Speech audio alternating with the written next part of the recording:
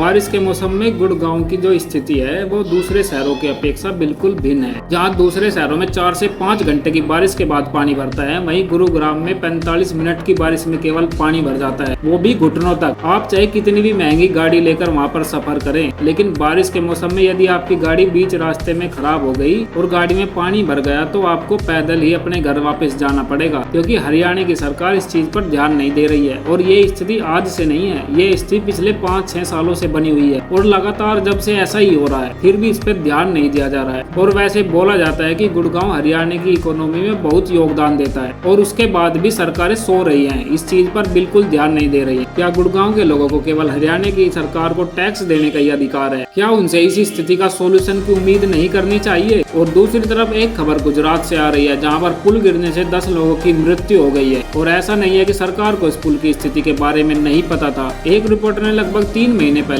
इस पुल की स्थिति को सरकार के सामने रखा था, तब भी सरकार ने इस पर कोई ध्यान नहीं दिया। अब सरकार की इस लापरवाही के कारण 10 लोगों की मृत्यु हो गई है, तो अब इसका जिम्मेदार कौन होगा? क्या सरकार ऐसे ही सोती रहती है जब तक दुर्घटना नहीं होती है? इससे साफ साफ पता चलता है कि इन लोगों की मृत्यु की जिम्मेदार सरकार है।